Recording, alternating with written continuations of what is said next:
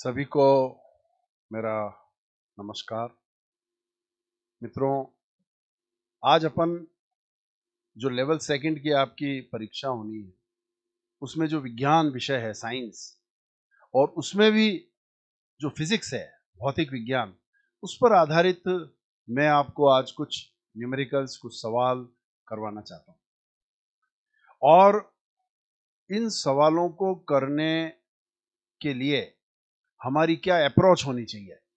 परीक्षा में सबसे मूल चीज होती है अप्रोच, कि आप जब एग्जाम देने जाओगे और जब सामने सवाल आता है तो फिजिक्स के सवालों पे अपन देखते हैं कि बड़ी परेशानी होती है। उसका कारण ये है कि अपन लोगों ने कभी भी न्यूमेरिकल को सॉल्व करने के लिए जो हमारी अप्रोच होनी चाहिए, जो हमारी एक सोच होनी चाहिए किसी न्यूमेरिकल को देखने पर हमारे अंदर क्या क्रिया होगी, वो एक अप्रोच डेवलप करने की जरूरत है। तो उसी बात को ध्यान में रखते हुए चिंतामणि क्लासेस ने आपके लिए ये जो एक निशुल्क व्यवस्था की है कि आप घर बैठ करके भी इन वीडियोस के माध्यम से अपने आप को इस महत्वपूर्ण दौर में, महत्वपूर्ण समय में जो है आप सीखने का प्रयास करें। और ये इतना इम्पोर्टेंट समय है कि अब कोई बहुत नया करने की जरूरत नहीं है, पर हम कैसे एग्जाम को, पेपर को अटेम्प्ट करें, उस पर हमारी सोच विकसित करने के लिए ये कुछ वीडियोस जो है चिंतामणि आपके लिए ला रहा है लगातार।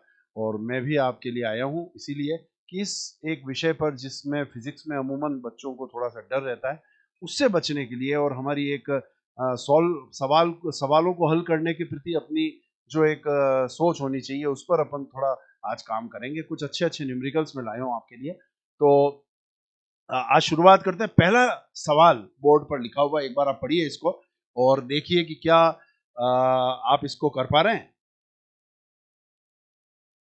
एक अच्छा सा न्यूमेरिकल आपके सामने है और आपके सिलेबस का जो पहला पार्ट है गति, गति से जुड़ा हुआ एक सवाल, बेहतरीन सवाल आपके सामने। और ये मानना कि दूरी और विस्थापन पे एक न एक सवाल जो है टपक जाएगा और हमें अलर्ट रहना है कि हम दूरी और विस्थापन के सवालों को कैसे हल करेंगे। देखिए एक सवाल है, एक व्यक्ति 6 मीटर पूर्व दिशा में और 8 मीटर उत्तर दिशा में गति करता है, तो उसका विस्थापन क्या होगा। विकल्प आपके सामने है, सोचिए, थोड़ा मंथन करिए कि हम इन सवालों को कैसे हल करें। एक व्यक्ति 6 मीटर पूर्व दिशा में, अमूमन जब अपन काम करते हैं तो अपन इस तरफ पूर्व मानते हैं, इधर पश्चिम ले लेते हैं, तो उत्तर और दक्षिण, ये अपनी हमेशा एक अप्रोच रखी है कि जब कभी भी दिशा वाले सवाल आएंगे तो दिशा वाले सवालों को हल करने के लिए मैं इस तरह से अप्रोच रखूंगा। क्या अप्रोच रखूंगा कि मैं इस दिशा को उत्तर मानूंगा, इस दिशा को मैं साउथ मानता हूं, इसको मैं ईस्ट, ईस्ट का मतलब पूरब, और इस दिशा को मैं क्या मानने वाला हूं, पश्चिम, पश्चिम का मतलब वेस्ट। ये हमेशा फिक्स कर दीजिए अपने दिमाग में, ताकि जब हम सवाल करें उस समय ये हमें बनाना नहीं पड़े, हमारा समय सेव होना चाहिए। तो हमने ये फ्रेम जो है, दिशा की ये जो फ्रेम है, वो आपके दिमाग में फिट हो। अब सपोज वो व्यक्ति यहां से चलना शुरू करता है, ध्यान देना, ये उसका प्रारंभिक बिंदु है ए। एक व्यक्ति यहां से शुरू हो रहा है, एक व्यक्ति 6 मीटर पूर्व दिशा में। अब 6 मीटर पूर्व, तो ये पूर्व है, यानी कि मैं इस दिशा में उसको भेजता हूं। इतनी लंबी मैंने अंदाज से एक लाइन बना दी और इस ये लंबाई है 6 मीटर। अब वो यहां पर आ चुका है बिंदु बी पर, ध्यान से देखो, मतलब ए से वो शुरू हुआ है और पूर्व दिशा में 6 मीटर चला है। चलिए नेक्स्ट, अब वो कह रहा है कि उत्तर दिशा में 8 मीटर। पहले चला था 6, अब चल रहा है 8। तो अब इसको उत्तर दिशा में, उत्तर अपन ने ऊपर बना रखा है, तो मैं इस तरफ जो है एक लाइन बना रहा हूं, ये रेड वाली, ये उत्तर दिशा की लाइन है, सी बिंदु दे देता हूं। और ये जो लंबाई है, जो दूरी उसने चली है, वो है 8 metre. Now the question is, विस्थापन क्या होगा। प्रश्न हमारे लिए, विस्थापन क्या होगा। आप जानते हो कि विस्थापन हमारा जो प्रारंभिक बिंदु है और अंतिम बिंदु है, उसके बीच की सीधी दूरी है। मतलब ये कि अगर मैं आपको थोड़ा बहुत बताने की कोशिश करूं, तो मुझे लगता है आप में से ज्यादातर लोग सहमत होंगे इस चीज से कि ये जो है, देखना, ये वाली लाइन, ये असल में हमारे लिए विस्थापन है। क्योंकि ये बिंदु हमारा कौन सा बिंदु है, प्रारंभिक बिंदु। ये बिंदु हमारा कौन सा बिंदु है, अंतिम बिंदु। और प्रारंभिक बिंदु और अंतिम बिंदु को स्केल से मिला लो। ये जो हमारे लिए निकलेगा यही हमारे लिए विस्थापन होगा। अब आप मेरी बात याद करो, पाइथागोरस प्रमेय को याद करो। कर्ण निकालना है, लंब और आधार दे रखे हैं तो आप जानते हो, और अपन लोगों ने क्लासेस में भी इस चीज को विशेष ध्यान रख के पढ़ा है। और ये अगर मैं निकालना चाहूं इसमें, तो ये निकालना है मुझे ए सी का मतलब मुझे विस्थापन निकालना है, और विस्थापन बराबर होगा अंडर रूट लंब स्क्वायर और आधार स्क्वायर, मतलब 8 का स्क्वायर और 6 का स्क्वायर। 8 का स्क्वायर कितना है भैया? 64। 6 का स्क्वायर कितना है? 36। और ये मिल करके कितना हो गए? 100। और 100 का वर्गमूल कितना होता है? 10 मीटर। इसका मतलब ये हुआ कि जो विस्थापन है वो 10 मीटर है, और 10 मीटर हमारा विकल्प जो है वो सी राइट होगा।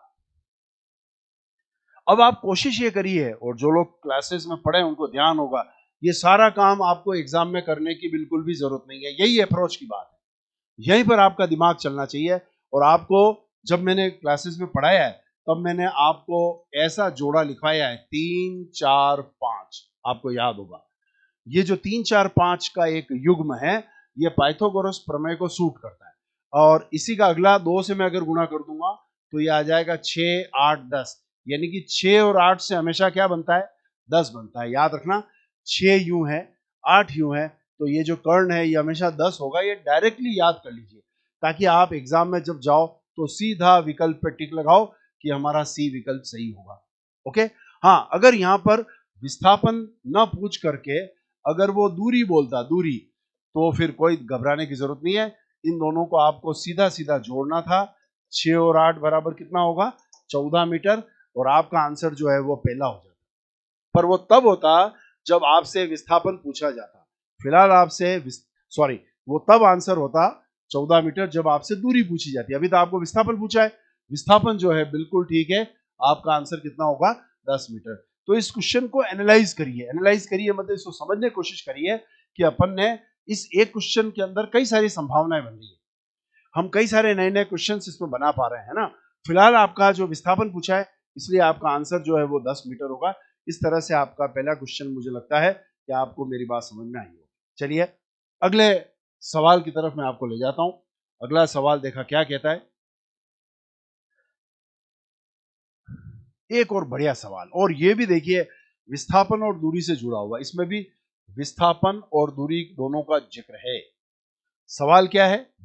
ध्यान से देखो। न्यूमेरिकल्स में बच्चों को परेशानी होती है, और उस परेशानी को दूर करने के लिए आज अपन मिले हैं। तो अपन कोशिश करते हैं कि इनको कैसे अपन सरलता से हल करें। देखो, एक खिलाड़ी 400 मीटर का वृत्ताकार मैदान, मैदान होता है ना, आपने देखा होगा खिलाड़ी दौड़ते हैं वृत्ताकार मैदान, 400 मीटर, 200 मीटर, 100 मीटर की तो सीधी रेस होती है, पर 400 मीटर का एक बड़ा सा ट्रैक होता है। ये कह रहा है 400 मीटर का एक वृत्ताकार ट्रैक है, मैदान है, कि 2 चक्कर मार रहा है, 2, 400 एक बार और 400 एक बार, और वो आपसे कह रहा है कि बताओ विस्थापन क्या होगा और दूरी क्या होगी। सोचो कि बताओ उसका विस्थापन क्या होगा और दूरी क्या होगी। सोचिए, विचार करिए, विस्थापन और दूरी में क्या फर्क है उसको सोचिए। जब हमने क्लासें पढ़ी थी तब की आप याद करो तो आपको बहुत क्लियर हो जाएगा। पेन को कुछ भी काम करने की जरूरत नहीं है। सबसे पहली बात तो यह कि विस्थापन क्यों? क्योंकि जहां से वो शुरू हुआ है वहीं पर लौट लौट के आ रहा है बार बार। एक चक्कर मारेगा तो भी वहीं आएगा, 2 चक्कर मारेगा तो भी वहीं आ जाएगा। इसका मतलब प्रारंभिक बिंदु और अंतिम बिंदु एक ही जगह पर है। इसका मतलब इस केस में विस्थापन जो है वो 0 है। बिल्कुल सही बात है, विस्थापन जो है वह निश्चित रूप से कितना है? 0 है। यानी कि या तो मेरा आंसर ये है या मेरा, ये दोनों तो आंसर हो ही नहीं सकते, क्योंकि इसमें पहला विस्थापन है फिर दूरी है। अब आती है बात दूरी। तो ये जो मैदान है वो 400 मीटर का है, ठीक है। और 400 मीटर का जो ट्रैक है, वो 400 मीटर का जो ट्रैक है वो इस क्वेश्चन में भैया 200 नहीं करके आप 800 कर देना। मैं थोड़ा सा सुधार देता हूँ, 800, ठीक है। तो 2 चक्कर मार रहा है, तो 400 के 2 चक्कर मारेगा तो कितना आंसर हो जाएगा? 800 मीटर। इसका मतलब मेरा जो विकल्प है वो द वाला विकल्प बिल्कुल सही है। ध्यान देना, सबसे पहली बात तो ये कि जो विस्थापन होगा, विस्थापन, वो विस्थापन 0 होगा। क्यों होगा? क्योंकि प्रारंभिक बिंदु, ओके, प्रारंभिक बिंदु व अंतिम बिंदु एक ही स्थान पर है। एक ही प्रारंभिक बिंदु, अंतिम बिंदु एक ही स्थान पर हैं, एक ही स्थान पर है। ध्यान रखना, अगर प्रारंभिक बिंदु और अंतिम बिंदु जब एक ही जगह पर होते हैं तो विस्थापन तो जीरो होगा, लेकिन दूरी जीरो नहीं हो सकती, क्योंकि उसने दो चक्कर मारे हैं। एक चक्कर मारता है तो 400 मीटर, और चूंकि उसने दो चक्कर मारे हैं इसलिए आपका आंसर जो है वो 800 मीटर होगा। इसलिए विकल्प जो ये हमारा डी है, उस विकल्प डी में अपन जो है मामूली सा आंसर में सुधार करते हुए इसको मैं 8 लिख रहा हूं, और आप जो है इस विकल्प को सही कर दीजिए। ये हमारा बिल्कुल सही विकल्प है। कौन सा वाला विकल्प? हमारा डी सही है। ध्यान से देखिए, डी बिल्कुल ठीक है, चूंकि वो पुनः अपने प्रारंभिक स्थान पर लौट के आ गया है। हमेशा ध्यान रखिए, अगर कोई भी व्यक्ति जिस जगह से रवाना हुआ है वहीं पर लौट के आ गया, विस्थापन जीरो, चाहे वो कहीं कहीं भी गया हो पर विस्थापन उसका जीरो हो जाएगा। लेकिन चूंकि वह चला है तो दूरी जीरो नहीं हो सकती। 400 मीटर एक बार, 400 मीटर एक बार, और कुल मिलाकर 800 मीटर उसकी दूरी होगी, और विस्थापन का मान क्या होगा? जीरो होगा। उम्मीद है ये क्वेश्चन आपको समझ में आ गया होगा। लगातार दूसरा प्रश्न दूरी और विस्थापन के कॉन्सेप्ट को मजबूत करते हुए। चलिए एक क्वेश्चन और मैं इसी पैटर्न पे ला रहा हूं, और वो क्या प्रश्न है ध्यान से देखो। आप देखिए, बढ़िया क्वेश्चन, एक और शानदार क्वेश्चन है, इसको ध्यान से देखना। इस टाइप के क्वेश्चंस आपको करने ही हैं, कभी भी इस टाइप के क्वेश्चंस आपके लिए आ सकते हैं। एक खिलाड़ी आर त्रिज्या के वृत्ताकार पथ में, वृत्ताकार पथ है और वृत्ताकार पथ की जो त्रिज्या है वो आर है, एक पूर्ण चक्र 40 सेकंड में लगाता है। मतलब एक मैदान का एक चक्र मारता है 40 सेकंड लगता है, और वो वृत्ताकार मैदान कितना है, उसकी त्रिज्या आर दे रखी है, उसका परिधि वरिधि अपने को नहीं दे रखी, ठीक है। 2 मिनट और 20 सेकंड पश्चात, प्रश्न को ध्यान से पढ़िए, 2 मिनट और 20 सेकंड पश्चात, 2 मिनट और 20 सेकंड पश्चात इसका विस्थापन होगा। वो आपसे पूछ रहा है कि बताओ उसका विस्थापन क्या होगा। जब कभी भी ये शब्द आपको सुनाई देता है, हमेशा याद रखिए आपको प्रारंभिक बिंदु व अंतिम बिंदु के बीच की दूरी निकालनी है। बस क्या कह रहा है, एक वृत्ताकार मैदान, तो देखिए मैंने एक वृत्ताकार मैदान बनाया आपके सामने, इसकी त्रिज्या वो कह रहा है आर, तो मैंने उसकी त्रिज्या आर आपको दिखा दी, ये उसका केंद्र है, ध्यान से देखो, ओके। अब अगली बात ये है कि वो जो व्यक्ति है, वो व्यक्ति मान लो यहां से शुरू हो रहा है, मान लो ये बिंदु ए से वो शुरू हो रहा है, ठीक है। वो कह रहा है कि आर त्रिज्या के अगर वो एक चक्र मारता है तो 40 सेकंड लगता है। अब यहां पर 2 मिनट और 20 सेकंड में वो कितना विस्थापन होगा, तो पहले देखो कि 2 मिनट 20 सेकंड में कितने चक्कर मारेगा। 2 मिनट का मतलब कितना होता है भैया, 120 सेकंड, 120 में 20 सेकंड जोड़ो तो कितना आ गया, 140 सेकंड, ठीक है। अब 40 सेकंड में विस्थापन, तो आप जानते हो कि 40 सेकंड में तो वो वापस वहीं आ जाएगा, विस्थापन जीरो।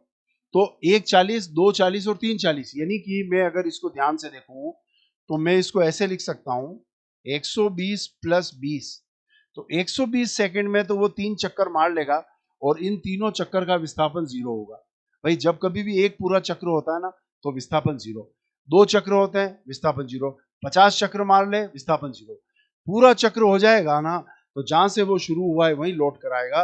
और हमेशा ध्यान रखिए ऐसी परिस्थिति में विस्थापन जीरो, तो लेकिन हाँ 20 सेकंड और बच रहे हैं, 20 सेकंड और दौड़ेगा क्योंकि उसको टोटल 140 सेकंड दौड़ना है, तो 2 मिनट में तो विस्थापन जीरो, 20 सेकंड में आधा चक्कर मारेगा, क्योंकि 40 सेकंड में पूरा चक्कर मार रहा है। तो अब अगर मैं आधा चक्कर उसको मारूं तो ऐसे दौड़ते हुए वो यहां आ जाएगा, ये इतना अर्ध चक्र, आप देखो आधा half semi circle, semi circle मतलब ही आधा, तो ये यहां से शुरू होके वो यहां पहुंचेगा। अब ये उसका बिंदु हो गया प्रारंभिक, ओके, ये उसका बिंदु हो गया अंतिम, और इस प्रारंभिक और अंतिम बिंदु को अगर मैं मिला दूं, सीधा सीधा मिलाऊं, तो ये यहां से यहां जो दूरी है आपको साफ दिख रही है, व्यास के बराबर है, और व्यास को आप सब जानते हो, व्यास कितना होता है भैया 2r, त्रिज्या का दुगुना, व्यास हमेशा त्रिज्या का दुगुना है। तो आप ध्यान से देखो 2r, इसका मतलब ये हुआ इस प्रश्न का जो आंसर विस्थापन पूछा गया है वो आंसर कितना होगा 2r। ध्यान से देखो इसका विकल्प बी सही है और विकल्प बी में 2r आ रहा है जो कि व्यास के बराबर है। ध्यान से देखो, बिल्कुल आराम से सीखिए, तरीके से सीखिए। अगर मान लो इस प्रश्न में उसने अपने से विस्थापन नहीं पूछ करके दूरी पूछी होती, अपन प्रश्न के अंदर एक चेंज करते हैं, माना कि अपने को वो कहता है कि भाई आप दूरी बताओ, दूरी बताओ, तो क्या होता? तो देखो चक्र कितने मारता, 3 चक्र तो मारने ही है उसको, 40 40 40 के। एक चक्र में कितना होता है भाई 2 पाई आर, दूसरे चक्र में भी कितना होगा 2 पाई आर, तीसरे चक्र में भी कितना होगा 2 पाई आर। तो तीन तरह के 2 पाई आर, मतलब 3 परिधियां तो यही होगी। फिर एक आधी है, आधी का मतलब हो गया पाई आर। इस तरह से इसका आंसर हो जाएगा 7 पाई आर। अगर वो हमसे दूरी पूछता तो हमारा विकल्प डी सही होता। चूंकि उसने अपने से विस्थापन पूछा है तो हमें 2r पे सही का निशान लगाना है, इसलिए विकल्प बी जो है वो बिल्कुल सही है। किसी को तकलीफ हो तो मन ही मन आप सोचो कि अपन लोगों ने क्लास में क्या पढ़ा था। आप इसमें देखो कि सबसे पहले तो r त्रिज्या का वृत्ताकार मैदान है। दूसरी बात वो 40 सेकंड ले रहा है एक चक्र को पूरा करने में। तीसरी बात उसको 140 सेकंड यानी 2 मिनट और 20 सेकंड उस दौड़ना है, उसको दौड़ेगा। तो 2 मिनट में 120 सेकंड होते हैं, 120 सेकंड में 3 चक्कर मार लेगा। अब 3 चक्कर मारे चाहे 50 चक्कर मारे, विस्थापन तो जीरो। तो इस 3 चक्र का तो विस्थापन 120 सेकंड का तो जीरो हो गया। लेकिन आगे आप देखो 20 सेकंड और है, इस 20 सेकंड में वो आधा चक्र वहां से यहां से वहां आ जाएगा। तो इसका विस्थापन जो है वो सीधा आप स्केल से मिला दो, प्रारंभिक बिंदु और अंतिम बिंदु को सीधा मिला लो तो वो इसका विस्थापन हो जाएगा। तो विस्थापन जो है वो 2r होगा। लेकिन अगर हमसे कोई इसमें पूछता कि भाई दूरी बताओ, तो दूरी एक चक्र में कितना 2 पाई आर, परिधि 2 पाई आर है, देखो ये रही। दूसरे चक्र में कितना, फिर 2 पाई आर, तीसरे चक्र में कितना, फिर 2 पाई आर, और फिर आधा चक्र है, आधा, ध्यान से देखो आधा ही है, तो वहां हो जाता पाई आर। तो ये टोटल हो जाता 7 पाई आर। अच्छा प्रश्न है। चलिए आगे बढ़ते हैं, एक और बेहतरीन न्यूमेरिकल अपन लेते हैं और वो न्यूमेरिकल आपके सामने ये रहा।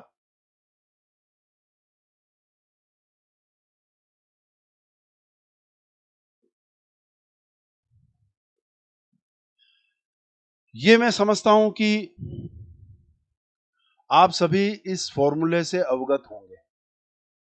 क्लास में पढ़ाते समय मैंने इसका डेरिवेशन करवाया था, अभी डेरिवेशन अपन नहीं कर सकते, पर आप सभी जने याद रखना, एक कण अपनी कुल यात्रा की आधी दूरी कितने से, v1 से, और शेष आधी दूरी v2 से चल रहा है। मतलब उसकी यात्रा जो है वो 2 टुकड़ों में हो रही है।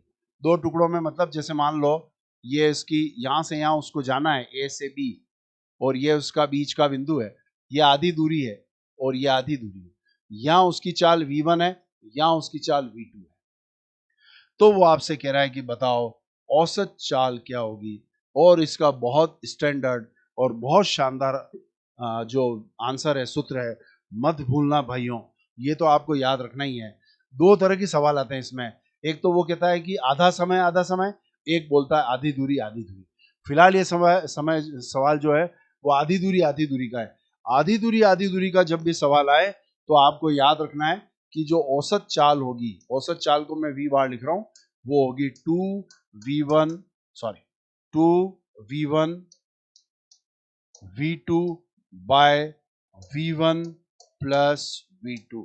ध्यान रखना इसका उपयोग तब करें जब वह हमसे आधी दूरी और आधी दूरी की बात करता हो। लेकिन अगर वो कहता है कि यात्रा का आधे समय की बात अगर करता हो, तो फिर आपको याद रखना है उसका आंसर हो जाएगा v1 प्लस v2 बाई 2। ये 2 चीजें याद रखना, उस परिस्थिति में विकल्प ये राइट होगा, सीधा आपको आंसर पे पहुंचना है। इन दोनों सूत्रों को मत भूलना। इसका उपयोग तब करना है जब वो आधी दूरी बोले, और इसका उपयोग आप तब करेंगे जब वह आधा समय बोले। अगर यहाँ पर ये लिखा होता है कि एक कण अपनी कुल यात्रा का आधा समय t/2, आधा समय, टोटल समय अगर t लग रहा है t/2 v1 से और t2 नेक्स्ट जो t/2 है v2 से चले तो संपूर्ण यात्रा की औसत चाल क्या होगी, तो विकल्प बी राइट होगा। फिलहाल उसने आपको आधी दूरी बोला है। ऐसी परिस्थिति में इस सूत्र को आप बिल्कुल भी मत भूलना, आपके रजिस्टर्स में सब लिखवाया गया है, ध्यान से देख लेना। चलिए एक और बढ़िया सवाल गति से संबंध रखने वाला, और वो आपके सामने है, ध्यान से आप देखो तो पढ़ने की कोशिश करो, समझने की कोशिश करो। एक कार विराम स्थिति से गति प्रारंभ करती है। विराम समझ रहे हो, विराम का मतलब स्थिर अवस्था से गति प्रारंभ कर रही है, और अगर कोई विराम अवस्था से गति प्रारंभ करती है, याद रखना, तो आपको उसका प्रारंभिक वेग 0 मानना है। विराम अवस्था या स्थिर अवस्था का मतलब u बराबर 0, ये पढ़ते ही इसका मतलब है u बराबर 0, u बराबर 0 मत भूलना। हर सूरत में आपको ये याद होना ही चाहिए कि जब भी कोई कण विरामावस्था से अपनी गति को प्रारंभ करता है या स्थिरावस्था से गति प्रारंभ करता है, तो अपन को उसका प्रारंभिक वेग u बराबर 0 लिखना है, u0। इसकी चाल 10 सेकंड में, 10 सेकंड में, तो अब मैं लिख देता हूं t बराबर 10 सेकंड। ठीक है भाई, t बराबर 10 सेकंड में 180 किलोमीटर प्रति घंटा तक एक समान रूप से त्वरित, यानी कि वो v बराबर आ जाता है मतलब u 0 से लेकर के उसकी चाल जो है वो 10 सेकंड में बढ़ करके कितनी हो गई है, 180 किलोमीटर प्रति घंटा। इस कार द्वारा इस समय अंतराल में तय की गई दूरी बताओ। दूरी का मतलब है s, क्वेश्चन मार्क। प्रश्न को जिस बच्चे ने ये लिखना सीख लिया, वो न्यूमेरिकल को हल करने की जो एक अप्रोच होनी चाहिए वो आप में विकसित हो जाएगी। ये बहुत इंपॉर्टेंट काम है कि हम सवालों को समझें, क्या दिया गया है उसको तरीके से लिख लें। उसने आपको कहा है कि एक कार विरामावस्था से प्रारंभ हो रही है, 10 सेकंड में उसकी चाल जो है बढ़ करके 180 हो जाती है 180 किलोमीटर प्रति घंटा हो जाती है। बताओ इस दौरान उसने कितनी दूरी तय की। विकल्प में आपको मीटर में दे रखा है और यहां 10 सेकंड दे रखा है, यहां प्रति घंटा दे रखा है। तो एक बात तो यह है कि मात्र एक ही पद्धति के लाओ। चूंकि हमें विकल्प में मीटर है, देखो सब जगह मीटर दे रखा है, और यहां सेकंड दे रखा है, यहां किलोमीटर प्रति घंटा दे रखा है, तो हमें किलोमीटर प्रति घंटा को मीटर प्रति सेकंड में बदल देना चाहिए तुरंत। और आपको मेरी बात अगर याद हो, पढ़ाया है मैंने आपको कि अगर कभी किलोमीटर प्रति घंटा को अगर हमें मीटर प्रति सेकंड में बदलना है तो हमें 5/18 से गुणा करना है। तो देखो मैं इसको गुणा कर रहा हूं, 180 5/18 10, 50 मीटर प्रति सेकंड। ध्यान दीजिए 50 मीटर, यानी कि अब आप 180 किलोमीटर प्रति घंटा को छोड़ो और आप याद रखो 50 मीटर प्रति सेकंड।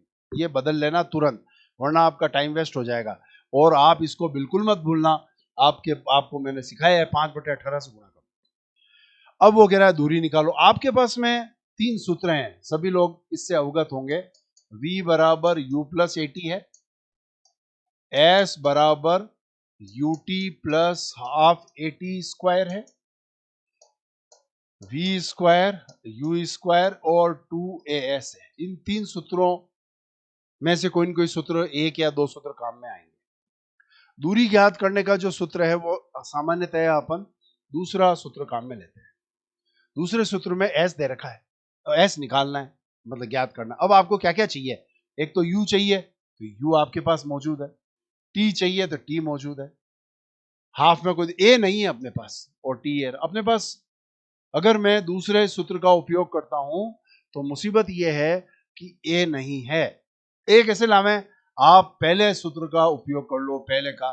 तो देखो v बराबर u प्लस एटी,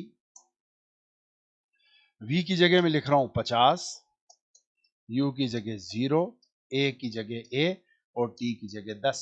ये 10 नीचे आएगा, कट जाएगा, तो आपके पास में ए का मान तैयार है। ए बराबर आया है 5 मीटर प्रति सेकंड स्क्वायर। ए आ गया। अब इसको आप अपनी जो दूसरी समीकरण है, एस बराबर UT plus half eighty square में लगा दीजिए। u की जगह 0 है, t की जगह 10 है, प्लस की जगह प्लस है, हाफ है, a की जगह आपको क्या लगाना है 5 है, और t स्क्वायर 10 का स्क्वायर कितना होता है भैया 100 है। ओके, अब ये तो वैसे भी खत्म है, और ये इससे काटोगे तो ये 50 बार कट रहा है, और 50 को जब आप 5 से गुणा करोगे तो आपके पास में दूरी आ रही है 250 मीटर। और आपका जो ये विकल्प द है, ध्यान से देखो, विकल्प द है वो बिल्कुल सही है। ध्यान से देख लीजिए, समझ लीजिए, कोई तकलीफ आपको नहीं होगी।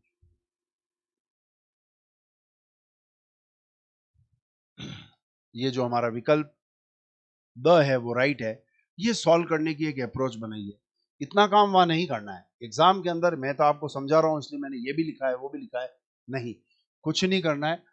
आप दिमाग में इस सूत्र को लाओगे तो आपको पता पड़ जाएगा कि मेरे पास ए नहीं है, मुझे ए लाना है। ए लाने के लिए क्या करूं कि मैं पहले समीकरण का उपयोग कर लूं, और आप चाहो तो आप इस सूत्र को दिमाग में रखो, ए बराबर v minus u by t. ये पहली समीकरण से ही आया है, भले आप सॉल्व करके देख लो।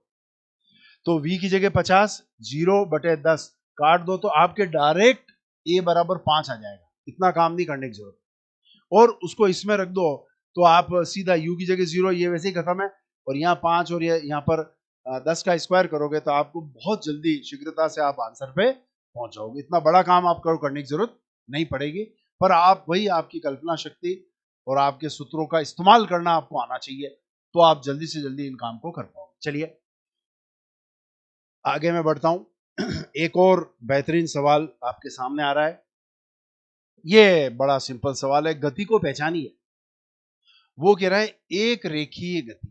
एक रेखीय बोले, यहां पर यह शब्द भी हो सकता है एक विमीय, एक ही बात है ना। एक रेखीय बोलूं या एक विमीय बोलूं, एक ही बात है। ये दोनों शब्द परीक्षा में काम में लिए जा सकते हैं, ठीक है। अब एक रेखीय का मतलब सीधी रेखा, तो निम्न में से कौन सा है? पृथ्वी पर उतरते हुए हवाई जहाज की गति। अरे भाई, हवाई जहाज को आकाश से यूं आते आते यूं उतरता है, तो वो रेखीय गति नहीं है।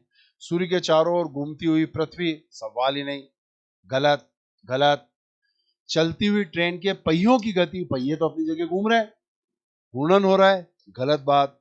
सीधी रेखा, सीधी रेखा के रेल मार्ग पर दौड़ती हुई ट्रेन, बिल्कुल सही बात है।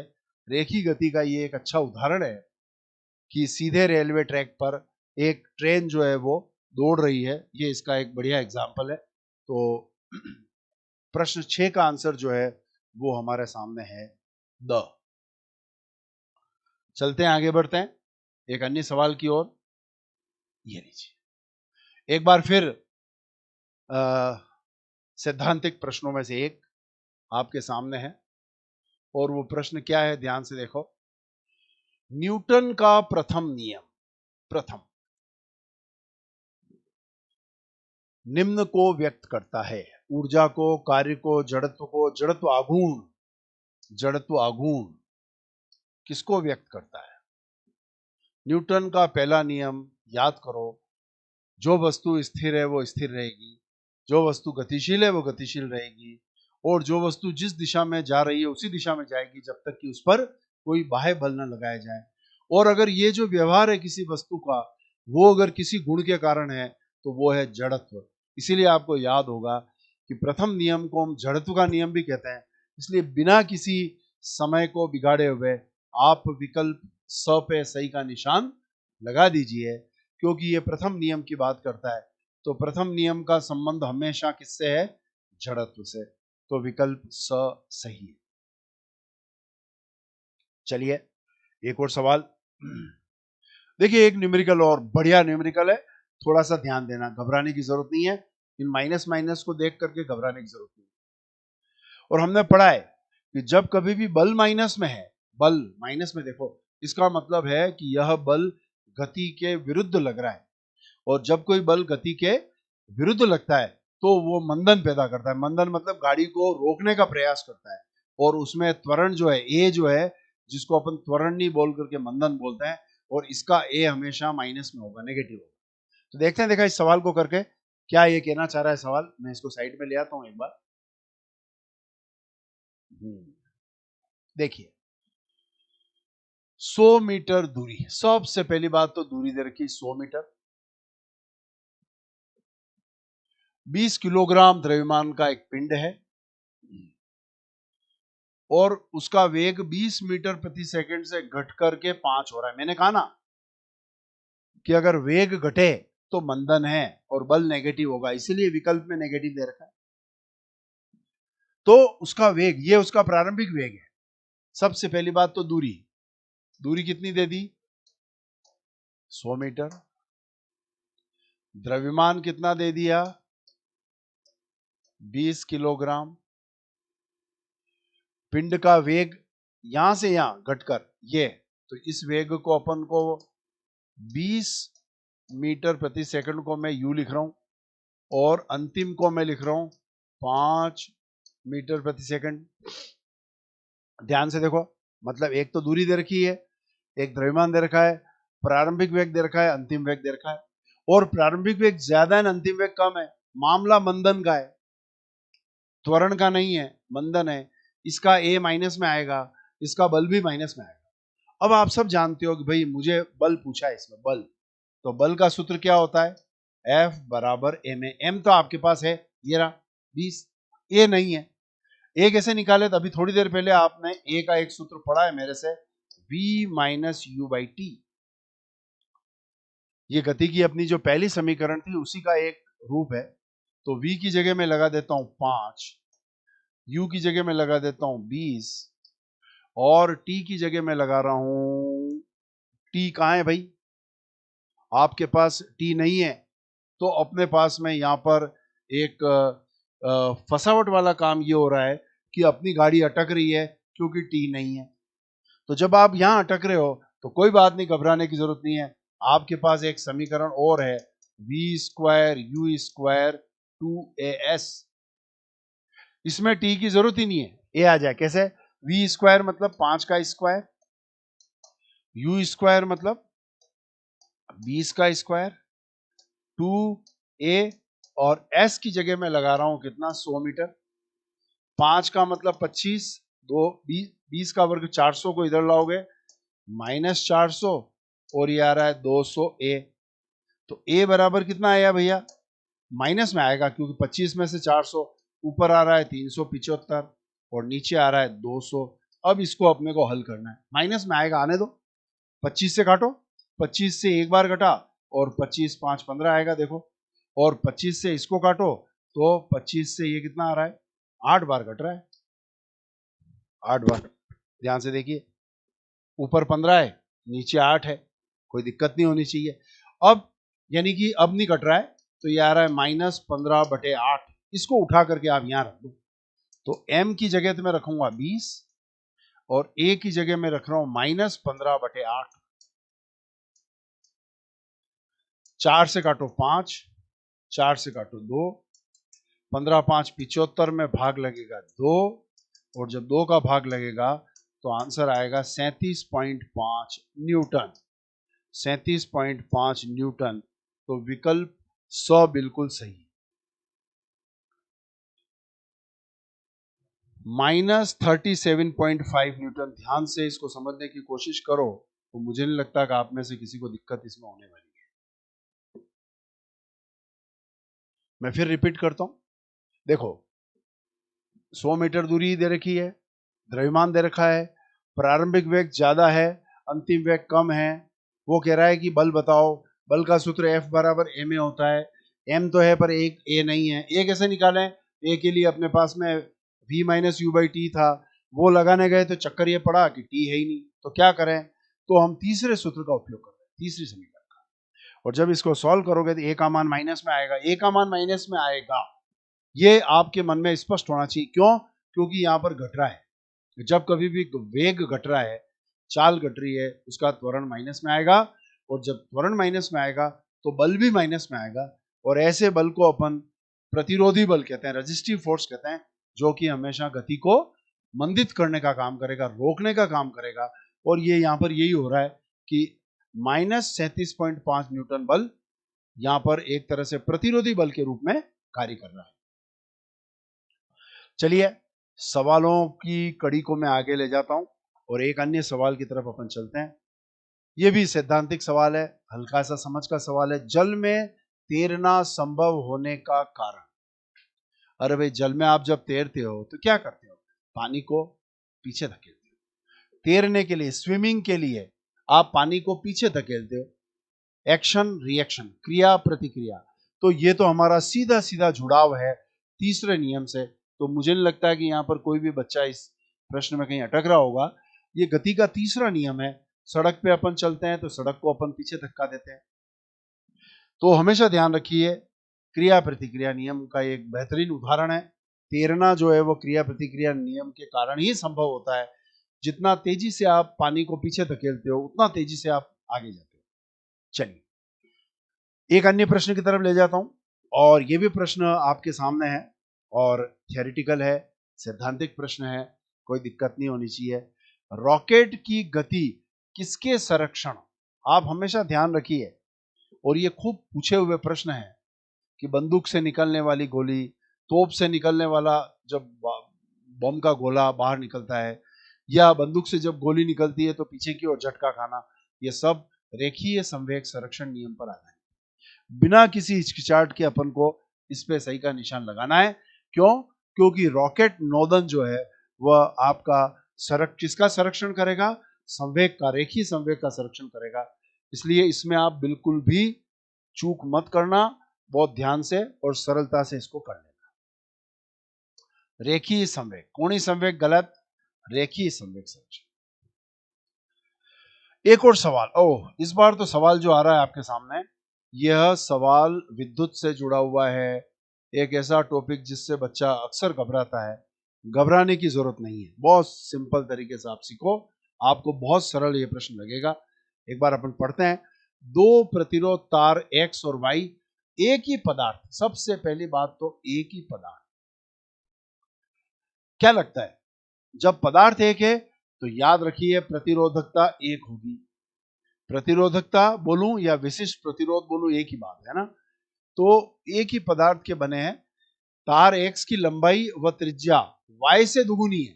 मतलब तार X जो है इसकी लंबाई भी दुगुनी है और त्रिज्या भी दुगुनी है। तो X और Y के प्रतिरोधकता का प्रतिरोधकता तो समान है।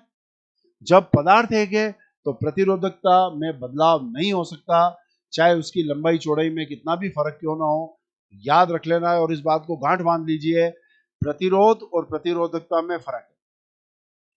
प्रतिरोध तो तार की लंबाई पर निर्भर करता है, तार की मोटाई पर यानी कि त्रिज्या पे डिपेंड करता है, पदार्थ पे डिपेंड करता है, तापमान पे निर्भर करता है। लेकिन प्रतिरोधकता का संबंध, इसको विशिष्ट प्रतिरोध भी कहते हैं, ध्यान रखना। इसका एक नाम और लिख रहा हूं मैं,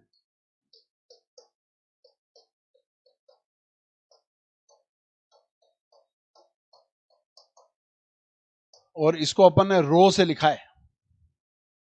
तो इसका आंसर तो भाई ब होगा, 1:1। 1:1 का मतलब दोनों में समान, कोई फर्क नहीं हो सकता। वो ये कह रहा है कि अनुपात क्या होगा। अरे भाई, कोई चीज अगर दोनों में एक जैसी है तो उसका अनुपात 1:1 होगा। इसलिए हमें 1:1 विकल्प ब को सही का निशान लगा दीजिए। घबराने की जरूरत नहीं है, कोई पेन चलाने की जरूरत नहीं है। उसने एक ही पदार्थ का है और प्रतिरोध का अनुपात नहीं पूछा है। ये जनरली ये ध्यान रखना कि बच्चा क्या है कि प्रतिरोध का अनुपात लिख के आ जाता है।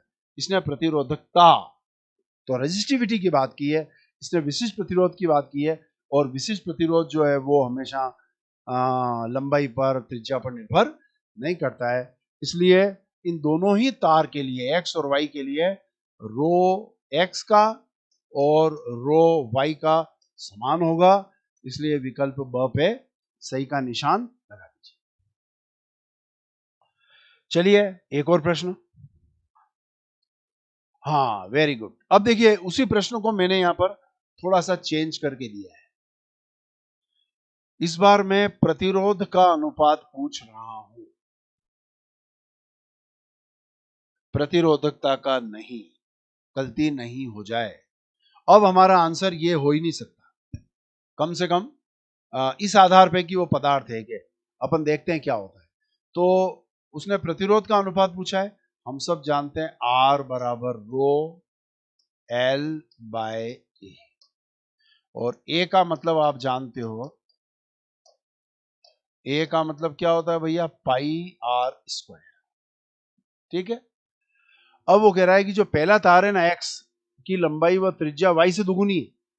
तो अब मैं नहीं समझता कि इसके लिए बहुत ज्यादा पेन चलाना, क्योंकि लंबाई दुगुनी है तो आप क्या कर दें कि ऊपर 2 गुना कर दें, क्योंकि ये रो तो सेम है, पाई सेम है। अच्छा, ये त्रिज्या दुगुनी है, 2 का स्क्वायर कर दें तो ये तो 2/4 यानी कि 1/2। तो इसका जो अनुपात आएगा, दोनों तार का अनुपात आएगा, वो आ जाएगा 1:2। हमें विकल्प अ पे सही का निशान लगाना है। ध्यान से देख लीजिए, कोई घबराने की जरूरत नहीं है। लंबाई दुगुनी कह रहा है और त्रिज्या को दुगुनी करते, ये पाई आर स्क्वायर होता है, इसमें ए के अंदर पाई आर स्क्वायर काम में आता है। तो जब आर दुगुना करोगे तो वो 4 गुना हो जाएगा, और इसको जब इससे काटोगे 2, 1:2 आंसर आएगा। 1:2 पे आंसर कर दीजिए। पहले ऑप्शन पे सही का निशान लगाइए, बिल्कुल ठीक है। चलिए सवालों की श्रृंखला को और आगे बढ़ाते हैं। एक और अच्छा सवाल आपके सामने मैं ला रहा हूं, और वो सवाल क्या है देखो। आहा, वेरी गुड, प्रतिरोधकता का एक और बेहतरीन सवाल। और मुझे उम्मीद है कि ये सवाल आप कर ही लोगे अगर आपने ठीक से उस समय क्लासेस अटेंड की है। तो ये सवाल जो है अपने लिए उतना कठिन नहीं रहेगा। और ये सवाल क्या कह रहा है, देखो ध्यान से। ये कह रहा है कि x और y के बीच में तुल्य प्रतिरोध बताओ। ये 3 ओम है, ठीक है भाई, ओम। अब आप देखो, ये दोनों समांतर क्रम में और ये दोनों भी समांतर क्रम में। आपको याद होगा समांतर क्रम में आंसर निकालने का तरीका क्या होता है, R1 into R2 upon R1 plus R2, 4 into 4/4 plus 4, यानी कि आंसर आ जाएगा 2 ओम। इसका आंसर तो है 2 ओम। इसका 6 इंटू 3/6 प्लस 3, 18 में 9 का भाग लगाओगे, इसका आंसर भी 2 है। अब ये भी 2 है और ये भी 2 है, फिर ये 2 और 2 श्रेणी क्रम में ये ऐसा हो रहा है, एक तो ये 2 और एक ये 2, ये अपना y बिंदु और ये x। इसका जो आंसर है वो ये रहा 2 ओम। इसका आंसर भी संयोग से 2 ही आ रहा है, लेकिन अब ये दोनों के दोनों श्रेणी क्रम में है, तो 2 और 2 कितने हो जाएगा, 4। इसका मतलब विकल्प द, डी विकल्प पे हमें सही का निशान लगा देना है। 4 ओम इसका बिल्कुल सही आंसर है। ध्यान से देख लीजिए, सरल है। मुझे जहां तक अपन ने जो प्रैक्टिस की है उसके आगे सवाल सिंपल होना चाहिए।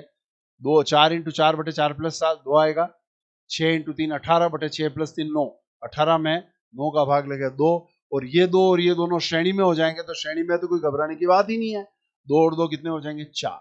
चलिए एक और सवाल, आगे बढ़ते हैं। क्या कह रहा है ये सवाल देखो।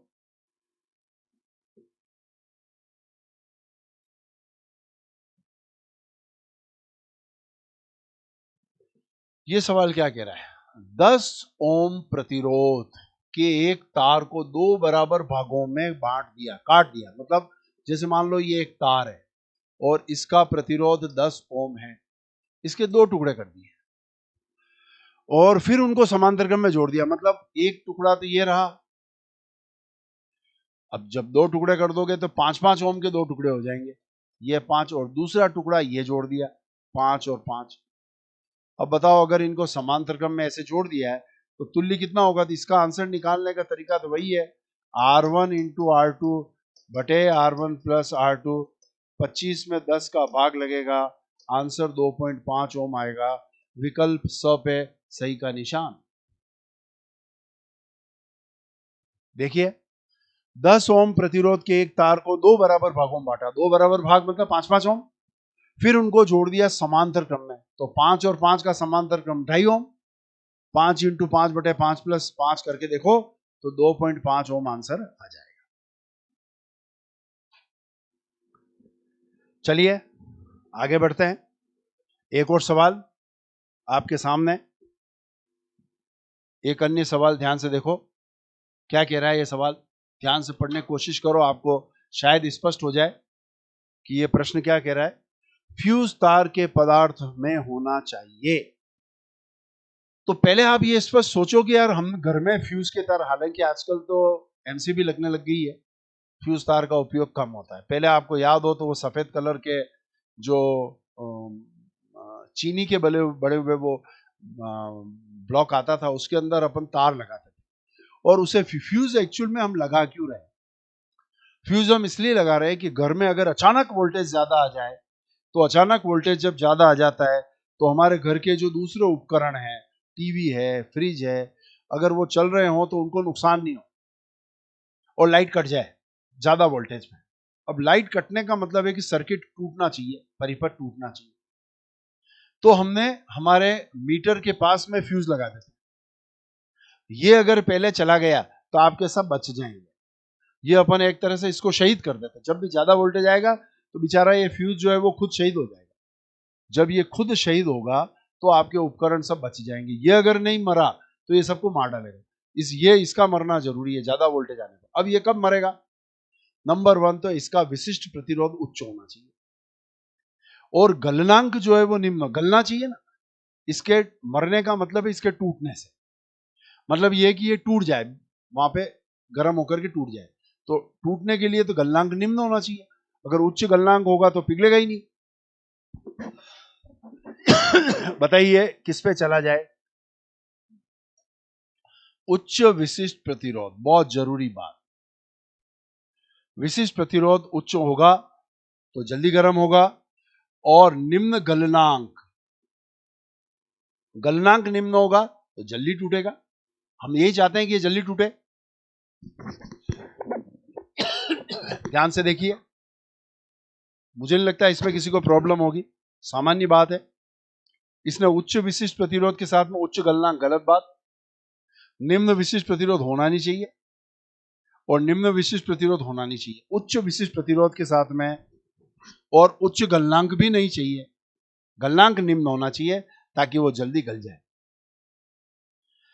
तो मित्रों, आपको आज का जो लेक्चर है फिजिक्स का, विज्ञान के अंदर फिजिक्स, केमिस्ट्री, बायोलॉजी, आपकी विज्ञान जो है वो 3 भागों में बटी हुई है। उसी में से एक पार्ट फिजिक्स है और मैंने आज कोशिश की कि आप इन सवालों को इन सवालों को हल करने के लिए जो हमारे पास में अप्रोच होनी चाहिए वो आपको शायद समझ में आई हो। सबसे मूल चीज है, सभी सिद्धांतों को ढंग से पढ़िए, समझिए। फिजिक्स में ऐसा नहीं हो सकता कि हमने कुछ चीजें पढ़ ली उसी में से प्रश्न उठ के आ जाए। फिजिक्स जो है वो एक एप्लीकेशन ऑफ नॉलेज, यानी ज्ञानोपयोग वाला विषय ज्यादा है। मतलब आपने जो सीखा है उसका उपयोग नए नए सवालों में आप कैसे करोगे, तो उसके लिए जरूरी ये हो जाता है कि हम लोग इसको गहराई से समझें और कई सारे सवालों से अपन भिड़ें। आप लोगों को मेरा ये मशवरा है कि हर चैप्टर में जितने सूत्र हैं उनको एक कागज पे आप जरूर उतार लें। ज्यादा सूत्र नहीं है, 5-5, 6-6 सूत्र होंगे। उन सभी फॉर्मूलों को एक साथ उतार लें। हर एक चैप्टर का एक बार इतनी जगह में आ जाएगा, थोड़ा थोड़ा आधा आधा पेज हर एक चैप्टर को देवें और उन सूत्रों को अच्छी तरीके से याद। अमूमन ये मान के चलो कि आपको सीधा सीधा सूत्र का सवाल मिलेगा, फिर भी न मिले तो 2 सूत्रों का सवाल भी मिल सकता है। मतलब 2 सूत्रों को मर्ज करके सवाल करना पड़े, जैसा कि अपन ने किया है। अपन ने F बराबर ma भी काम में लिया, अपन ने गति की समीकरणें भी काम में ली। तो इन सबको लेकर के सवाल बन सकते हैं, लेकिन अपन को यहाँ पर घबराने की जरूरत नहीं है। इस विषय से आप घबराइए मत। जितना आप घबराओगे उतना ये विषय आपके माथे आएगा। इससे आप लड़िए, इससे आप संघर्ष करिए, और कोई समस्या हो तो आप इंस्टीट्यूशन में आकर के मिल सकते हैं, तो हम आपकी मदद करें और हम चाहेंगे कि आपका सभी का सिलेक्शन हो जाए। फिर मिलेंगे, कोशिश करेंगे कि मैं और कोई लेक्चर लेके आऊँ आपके सामने। पर चिंतामणि का ये जो प्लेटफॉर्म बनाया गया है वो अंतिम समय में परीक्षा से ठीक पूर्व तैयारी के लिए बनाया गया है। तो आप इस प्लेटफॉर्म का जो ये संस्थान आपके हित के लिए सोच रहा है, तो आप इसका उपयोग करिए और अच्छे से अच्छे करिए और पूरी गहराई से कहिए, ठंडे दिमाग से रहिए। कीप एंड काउल, बिल्कुल अपने दिमाग को शांत रख करके एग्जाम देने चाहिए, तभी आपकी सफलता निश्चित है। बोझ पोझ से, एकदम हड़बड़ाहट से काम नहीं होगा, इसलिए शांति से आप आगे बढ़िए। ईश्वर आपकी मदद करेगा। सबको मेरा धन्यवाद और आपको शुभकामनाएं बहुत सारी।